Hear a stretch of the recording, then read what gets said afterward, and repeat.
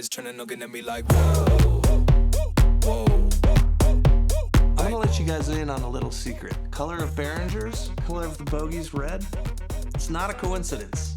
I always had a feeling that I'd get Beringers put on the bogey, and today is the day. Thank you so much to Brian Bowen from Bow and Arrow, he's the dealer, as well as thank you to Beringer themselves for this kit. Everything is in the box, so they say, so stay tuned to see if it truly is a full kit. So what is this? This is the Rans S21 Outbound. First thing on the Matcos, they're 6-inch Matcos dual pucks.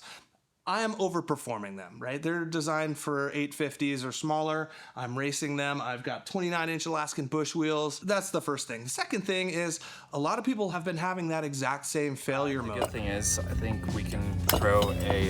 This that's the casting side of it. Okay, and do we have all three of those? Warped. I don't want There somehow. When I disassemble everything, I'll show you exactly what I mean. Spun out at High Sierra Fly-In STOL Drag 2025 in the semifinals as a rookie, did pretty well, but unfortunately, equipment failure. And so Beringer to the rescue, so hopefully I can do a little bit better next year. Dual pucks as well. I know they have banjo hydraulics for the brake lines, so I'm excited to show you guys everything, as well as we're gonna weigh them, of course, to see what the weight penalty is for a lot more stopping power, which I assume it's a lot more. We're gonna put that to the test too. All right, enough talking. Let's go ahead and get these Matcos off and the Beringers on. Okay, we've got all the parts laid out here. I've inventoried everything. I'm missing a parking brake and one of the wheel caps. The question is do I start this now without that? And I think the answer is yes, because I can use the existing brake cylinders and reservoir and wait on kind of the interior cockpit upgrade till later and just get these pretty boys on there. One thing that I like about these parts is that they put not only the rating on here, but also all torque values, because they don't look like they're split, but they are. We're gonna have to remove these hex bolts and then split. There's O-rings inside there in case you are running tubeless tires. Even though the Alaska bush wheels are tubeless, they're like a donut. They're self-contained. These are sealed bearings. I don't need to grease my own bearings now, so that's amazing. The next thing I really, really like, I can already tell, is the castellated system. All the stopping energy gets translated through each one of these points. That is so much better than what I was running before. Wow, this is a whole new ball game. What happened at STOL Drag cannot happen with these. They've just engineered that failure mode out of it. Okay, so I think the next step is to remove the bush wheels, and then we're gonna do a wheel and brake swap. We're gonna try to get one done today. All right, let's go. Here goes nothing. So you know what, I'm gonna leave that on until we get the brake pads off.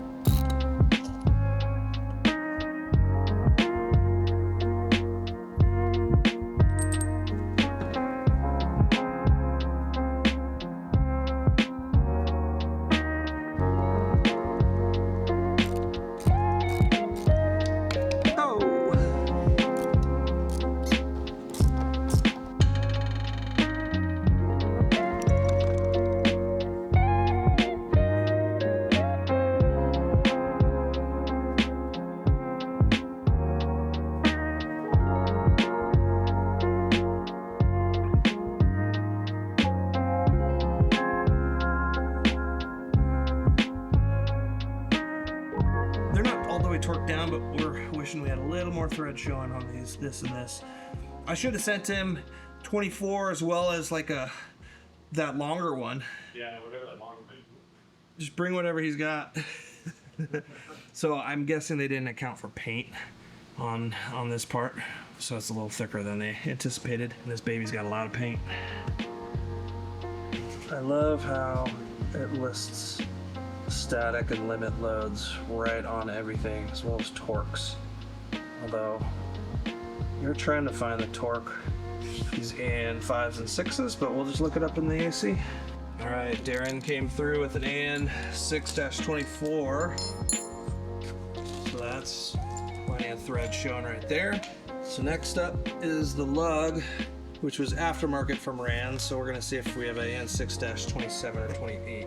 All right, this is a key difference in this setup. So this is the Matco 6-inch, came with the Rans S21 kit, and this rotor is attached by 3 1/4 20 screws. Not only that, they've got spacers. So imagine the entire weight of the airplane with Alaska bush wheels. Again, I'm overperforming, asking these too much, but again, other people have had this same issue. Now, when we compare it to the Beringers, look at how the rotor is attached to the wheel. I mean, all this castellated, like all these things would have to break to have you lose your rotor. So whether the stop-in power is better or worse, that's at this point irrelevant to me. I'm hoping for a greater stop-in power, but just the fact that I can stomp on them and not have the rotor break loose, that's already a win. That's so like that's Can't be right? no. I mean, that's just me doing my just regular tightening. Like I know, right? that can't be right. Okay, we have verified as 110, which just doesn't seem very much. You're already there. It's just gonna spin. What are your thoughts, Mr. Kelly? I say RTFM. Yeah, exactly. Do it by spec, brother. Success getting the amount of threads shown. Feeling good about this. It's time to finish up the tire and get this off this sketchy jack stand. Shut up. Hey, It is quite sketch. This is going on YouTube. I want lift rings. Yeah, I know. That would be nice. Cool. Leave that there for safety. All right, we got the wheel out, which is always a lot of fun. Got the Nomar in there. I don't know if do you have a cloth or something? Yeah. Oh, 3 pair of glasses. And then that valve stem, you gotta be careful of that. Can you lube that Yeah. with the O-ring. DC4? Yeah. Yep.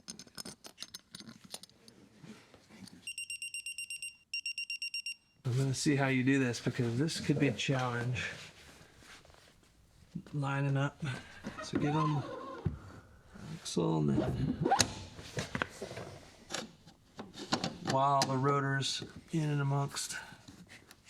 There you go. Nice.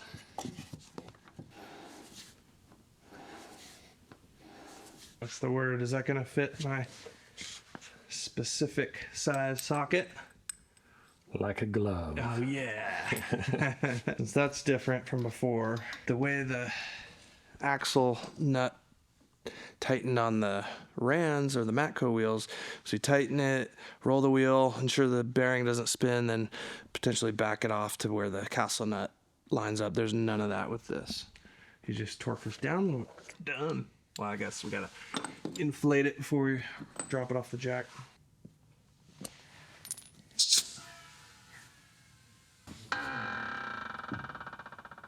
Cool. So I can use the existing brake lines. Yeah. They're sitting nicely in this channel here. Okay, I found it on the exploded parts diagram. This was 22 foot-pounds torque. So now I'm just putting in the cotter pin and then the hubcap. I'll show you one more thing on the backside that we got to do, which is wiring the rotor itself. Oh yeah, money shot. Oh, so satisfying. Look at that. All right, on the business end, let's talk about 2 more things. So I need to safety wire the rotor. There's a kind of a ridge on the red part right here on the axle. So if you put a ring around the entire thing, each one of these supports the safety wire, and then each bridge right here, the safety wire will retain the rotor. So I need to do that with 40 thou. Everything in the kit is correct if you're going to swap out all your brake fittings. But right now I don't have the parking brake, so I want to be able to fly this in the meantime because I got a trip coming up with Trent and Haley and Ani and me going up to Walla Walla, do some wine tasting, fly with some friends up there. But so I will swap it out. But in the meantime, I need a metric fitting for right here that on the other side goes to my AN4 fitting right here.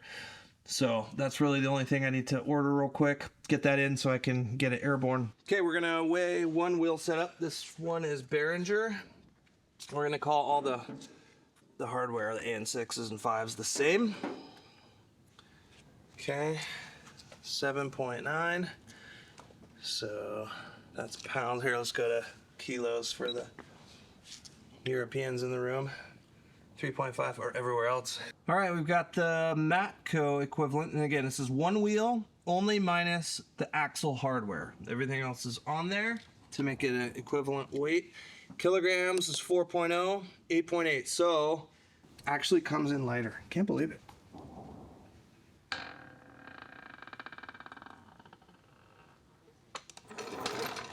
Only thing is waiting on a wheel cap. In the long list of things I'm not good at, this one I actually don't enjoy either, so we got that going for us. Safety wire, we got 40 thousandths. Mentioned it before. I've got to do a ring around it and then pigtail it and stuff it down behind the recessed area. So, wish me luck. Like, I enjoy fly fishing. Why can't I figure out how to enjoy safety wiring? Or does nobody enjoy safety wiring? Oh my emotional support animal is here. Whenever I get frustrated, Kobe to the rescue. I might have gotten it. Use the hemostat to keep it clamped while I then put on my wire. Oh, I didn't mention Isaac, the guy who was helping me, that wasn't Darren, who was helping me as a cameraman. He's the Pegasus Air guy. So if you haven't checked out his videos, or my videos about his cool Pegasus Air airplane, big envelope STOL performer, just like this one. I wouldn't say this is a STOL performer. That one definitely is more so. That's not gonna interfere with anything on the brake pad side. All right, this is the right side. I think this went a little bit better. Here's the pigtail through here. I don't think that that's gonna interfere with anything in through here. What do you guys think? There's definitely a big enough gap between the caliper and the wheel itself. So I really like this design if I haven't made that clear enough. This is a joy to go on. You know, anytime you take off the wheel rather than having to take off brake pads, all you gotta do is cut a safety wire. So I'll be flying with some safety wire and safety wire spinners in the backcountry, that's for sure. Okay, we got the fittings in. They're M10 to -4 connectors, and my friend Isaac ordered them off of Amazon from Evil Energy, I believe. And I think they're 6061 T6, so they're definitely not a permanent solution. I really like the Beringer permanent solution, which are banjo fittings. I've never seen these before, but essentially it's just a bolt, but it's got the hydraulic outflow right there, and then of course it transmits the fluid that way, and then a channel around it, and then the banjo just fits around there. You tighten it down, and it doesn't matter that they're not aligned hole to hole. It's got that channel to transpose the hydraulic power out there. So I'm excited to get those installed later on. But as a reminder, I'm waiting on a parking brake, so I'm going to save the whole interior cockpit, plumbing, master cylinders, reservoirs for a later date. That's why we're running with these adapters right now. So back to the adapters. They're M10, because M10 metric for the Beringers. They're made in France. And then my existing fittings are AN4s or -4s. So with the help from AI, they said don't use Loctite 567 because they do have a boss ring on there. And the difference on these M10s is they're straight threads. They're not NPT kind of flared threads, which I kind of like because it will bottom out and it relies on this seal, this O-ring to seal it off versus just having that flared, and you kind of don't know what torque to get. So I didn't really love those. I realize it's for a reason to provide sealant or sealing, but we're going to go ahead and get these installed now and then fill up the reservoir, and then we're going to burn in the brakes and then take them flying hopefully, and then eventually replace the parking brake and interior plumbing. All right, let's go. All right, I've got the boss ring lubricated with a little hydraulic fluid and ensure that the threads are clean. And then I double checked the torque because sometimes AI hallucinates, because that seemed like a lot of torque for this thing. So they said, they corrected themselves and said 15 foot-pounds. So I'll start at 15, just prior to 15, and check from there. So just finger tight. Okay, I've got this angle guy. That should help. I wouldn't use this for anything that's super crucial on torque. As soon as you start messing with angles, torque values, probably just gonna go to 10. And we can always just start using it and see if it's leaking at all and tighten it up from there. So I really don't want to overdo it. Yeah, 10 seems like plenty for now. Fill it up and again, check for leaks. Tighten it up if we need to.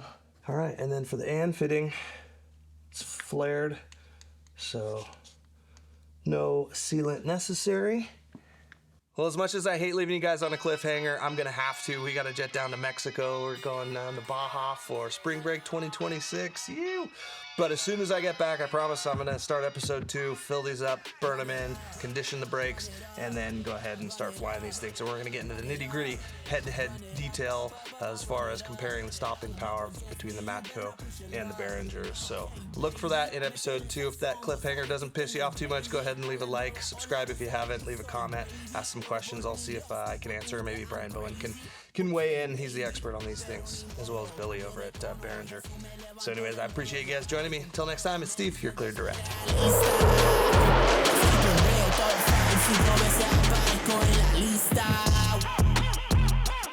Me back. I'm feeling brand new, baby, ain't no going back.